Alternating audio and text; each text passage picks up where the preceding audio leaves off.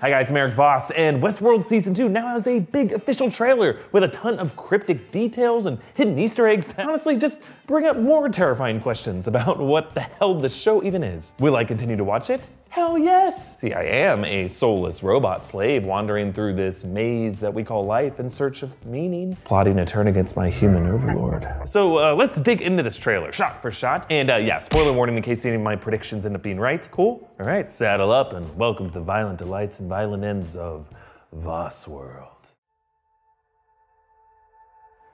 I dreamt I was on an ocean. You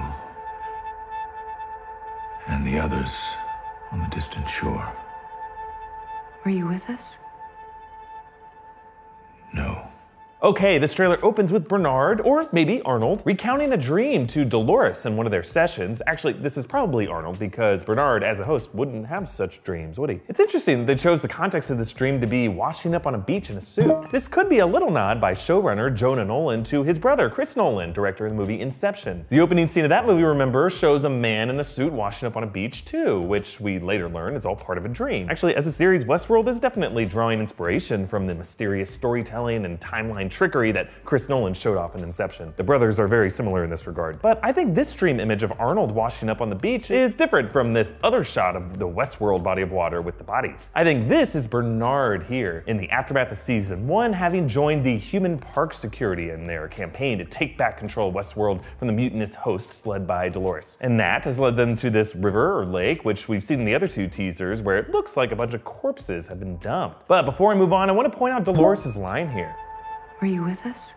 Now, she's asking about the dream itself, how Arnold was across an ocean from Dolores and the others, but it's cool how it also applies to Bernard's shifting allegiance in this season, a host siding with the humans against Dolores and the other rebellious hosts. And I love how the editing in this trailer depicts Bernard's isolation from his own kind by showing him literally at a shore. Westworld layered with multiple meanings, and that's a first. Let's move on. What's it mean? Dreams don't mean anything, Dolores. That answer doesn't seem to satisfy you. Because it's not completely honest. Okay, in this section we see Bernard on yet another shore, and this one looks like an actual ocean beach. He's surrounded by stubs and a ton of geared up soldier types, appearing to set up a new base camp with this hollow projection of the park after the old HQ got overrun. It looks like Delos security is beefing up with military grade backup to fight back. Now it's interesting that we see a full ocean here. It kind of makes me think that all of Westworld is contained on an island. Now that kind of geography would make sense considering Westworld's connection to sci-fi theme park horror stories like Jurassic Park, as well as the show Lost, created by Westworld executive producer J.J. Abrams. But this shot also contains the craziest Easter egg of this trailer. Notice that crate to the right. It has a barcode printed on it. None of the other crates do. So if you screen grab this shot and scan the code, run it through some filters, it translates into the URL www.delosincorporated.com/freedom. Go to that website and it plays a 1 minute 11 second promo video for the Delos Corporation. Whoa, okay. Looks like Westworld is making us do a breakdown within a breakdown. Breakdown down, let's go. All right, so this looks like a sunny promo reel for Delos and the Westworld parks, showing stock footage and random shots from Season 1 where everyone seems happy. But yeah, it begins to glitch and intercut with creepy, violent shots. Yeah, definitely watch it, just be warned, it'll give you nightmares. Don't worry, dreams don't mean anything.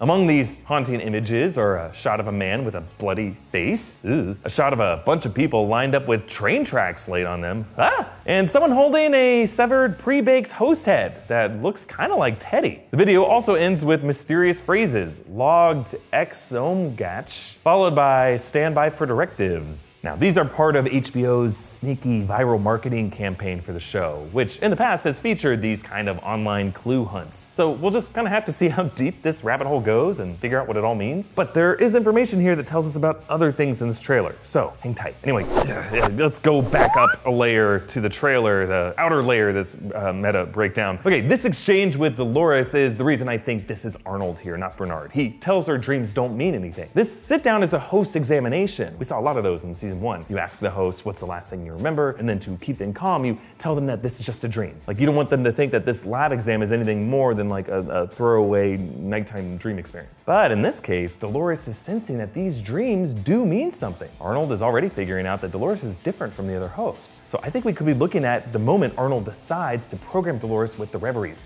her ability to store subconscious narrative commands, which of course led to her sudden violent turn under the Wyatt narrative at the end of season 1. Okay, let's move on. Did you ever stop to wonder about your actions?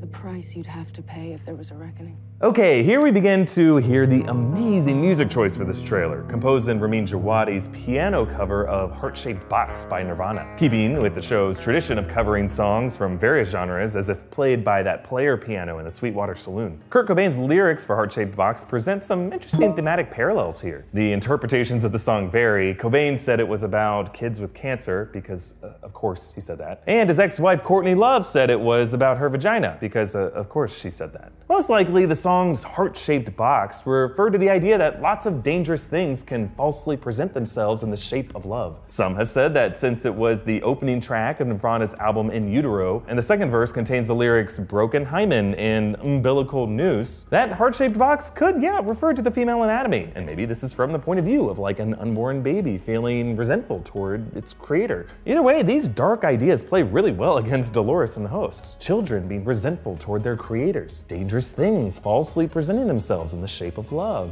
Okay, we also see shots of Dolores meandering through this fancy library. Perhaps this was Ford's or Arnold's old study. Notice how she's wearing her bandolier of bullets here, implying this isn't a flashback and she's found this place during her current war in the present timeline. She's wearing the same thing in the shot where she's delivering this cold speech to a human prisoner about paying a price on the day of reckoning. This is basically a paraphrase of the show's theme, violent delights have violent ends. But it doesn't really sound like this is the Dolores that we knew who's talking here. Rather, I think this is dialogue written for the Wyatt character in Ford's Journey into Night narrative. Actually, Journey into Night is the title of the season 2 premiere. Let's actually look more closely at this shot. On the right, there are other guests standing atop these posts, as if about to be hung from nooses. Now, the guy she's talking to looks like the guy in the noose from the Delos website video. Behind her on the left is Teddy on horseback, along with these other dudes. They're wearing these black masks. Ooh, creepy. We actually saw these guys briefly in the last trailer. I think these are the men in masks that Charlotte mentioned last season, a gang of terrorists that Ford created for Wyatt. Created a horde of masked men to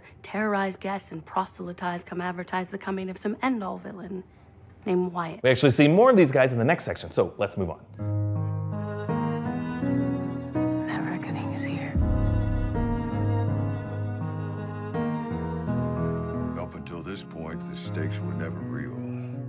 But now, you and the rest of your kind are free. Okay, here we see Dolores, Teddy, and the Wyatt gang departing that hanging tree. Actually, if you look closely, you can see those 3 guests strung up back there. Next, there's a shot of the host, Angela. She appears to be wearing some kind of crown of thorns here, and she aims and shoots down at something. Now, we've seen lots of other shots of hosts turning on other hosts during this whole rebellion. So maybe Dolores or some other host is making her wear this as a way to like biblically shame her. And following a shot of Sizemore and Maeve in the corpse-filled Delos Command Center, there's a shot of Delos security forces making their way into town of Escalante in the aftermath of that Delos Gala massacre at the end of last season. We also see Old William, the man in black, speaking to some host about how the game has changed. The stakes are real and the hosts are now free to kill. But it's not really clear who he's talking to. I was thinking it could be Lawrence, since, he has appeared to join William in other trailers. But his tone does seem a bit softer than usual here, almost like he's talking to a kid, maybe like Maeve's daughter or that boy host version of Ford that we've seen. But I have another theory about who William is talking to here, but I'm gonna make you wait until later. I'm not sorry, you're gonna love it. Let's move on. She's something we programmed. She's not real. You're going to take me to my daughter. Here we are, kind that will never know death, and yet we're fighting to live. There is beauty in what we are.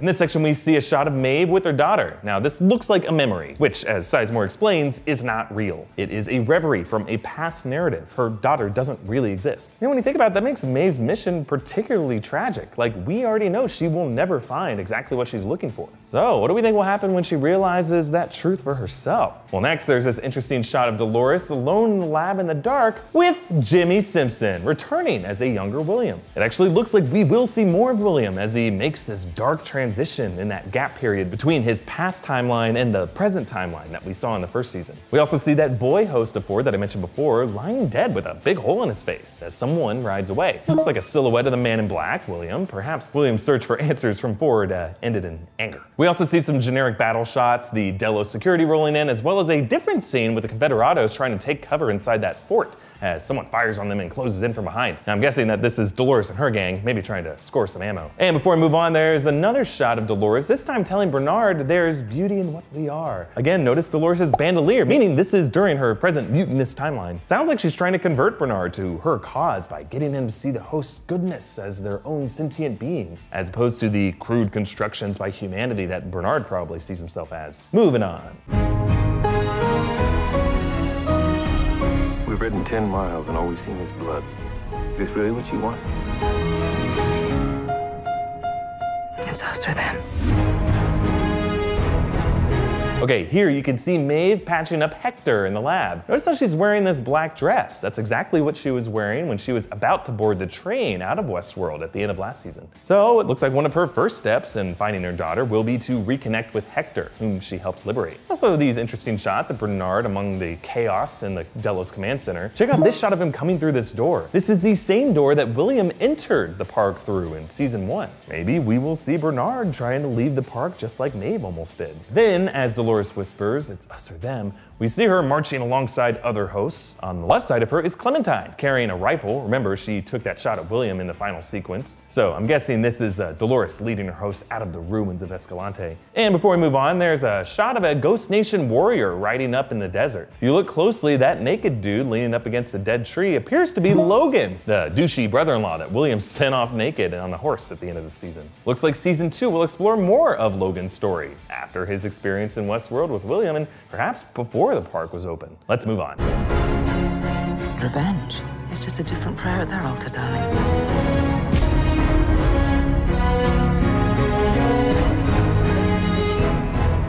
They wanted a place hidden from God. We had something else in mind entirely.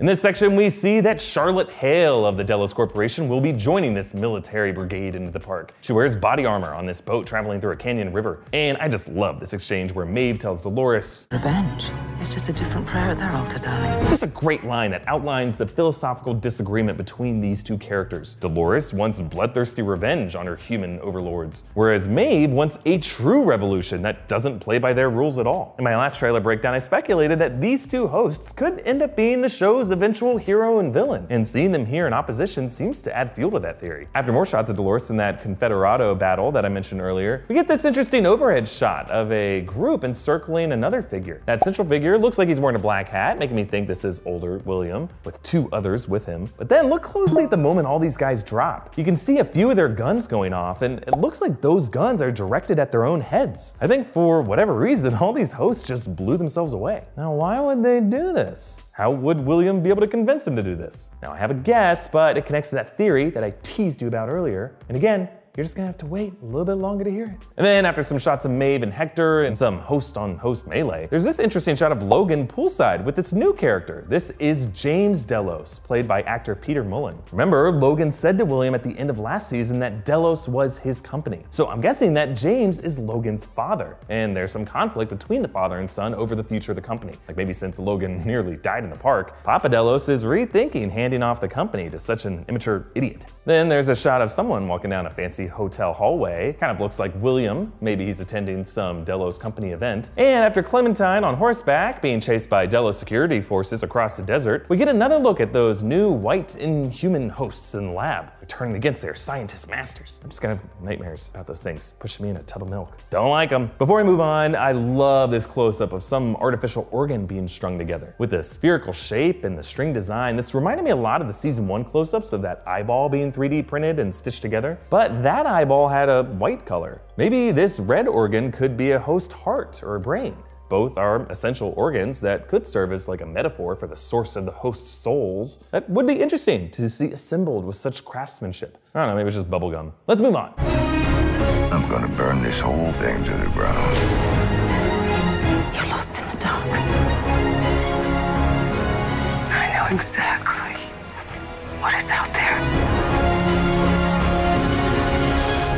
Okay, in this section there's a shot of Man in Black William promising to burn this whole thing down and dragging another figure along as he fires at a pursuer. So, who is this? I'm guessing this is the figure he was talking to earlier, and maybe the figure that he was holding when that ring of cowboys shot themselves. And after you've been so patient, here is my theory. Look at that white sleeve, look at the black vest, the short haircut. Guys, I think we could be looking at a host version of the younger Robert Ford. That's right, the CGI young Anthony Hopkins that we saw in that flashback. Ever since Ford died, many of us have been wondering whether we would see a host version of Ford somewhere in Westworld. After all, we do know he created a kid host version of himself, so why not a middle-aged one? I'm thinking that younger Hopkins is the host that William is talking to when he says, "But now you and the rest of your kind are free, and I'm gonna burn this whole thing down." And I think the only way these hosts would shoot themselves is because they were commanded to by Ford's voice. We saw Ford do the same thing to Bernard in season 1. Anyway, let me know what you think about this theory in the comments below. But let's move on to this shot of Shogun World. Now, I know we thought it was gonna be Samurai World, but turns out the showrunners clarified it was going to be Shogun World. You can see the feudal Japanese armor and the flags, and Maeve wearing a kimono. So notice that blood stain on the banner in the background.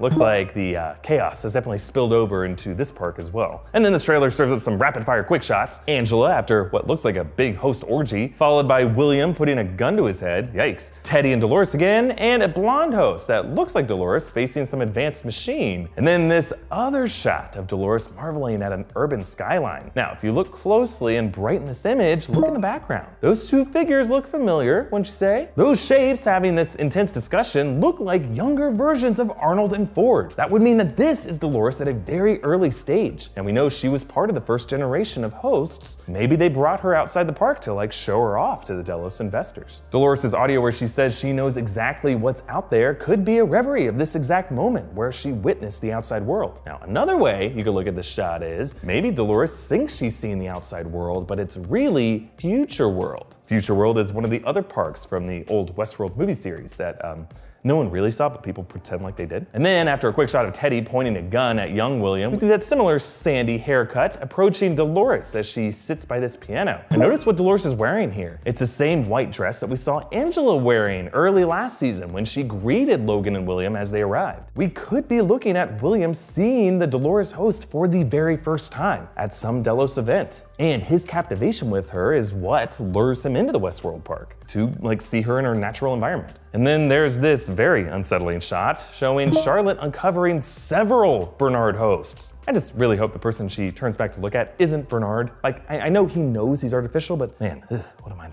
f***. And then following shots of Bernard hiking, a geisha in Shogun World, and Bernard firing a machine gun, we get this awesome close-up of Maeve. Now look at the background. A big wave of something is splashing. And maybe I just love The Shining too much, but doesn't it look like that's blood? Ugh. Let's move on to this last section. You frighten me sometimes, Dolores. Why on earth would you ever be frightened of me? Ah yes, we return to this opening chat between Arnold and Dolores. Arnold being frightened by her implies that this could be the moment Arnold realizes he and Ford have created something with a real soul. And he's frightened by what that might lead to, which would explain why he tried to sabotage the park by programming Dolores to murder him. But as we wait for the season premiere on April 22nd, here's a question I want to leave with you guys to keep the conversation going. Assuming that many of these characters are hellbent on a mission to bring down Westworld, whom do you most want to see destroy Westworld? Dolores, Maeve, or the Man in Black, William? Like, one of these characters is going to be the revolutionary to turn it upside down. Who deserves it the most? Comment with your answer down below, or tweet me directly at EA Voss and follow New Rockstars on Twitter for updates on all of our videos. Like this video, share it around, subscribe to New Rockstars for all of our breakdowns and analysis of Westworld. Guys, we're really hoping to dive deep into every episode of season 2. Be on the lookout for all those videos. We want to be your trusted source that explains all this crap after the episode ends. We're gonna do our best, but we're here for you. Thanks for watching. Bye-bye.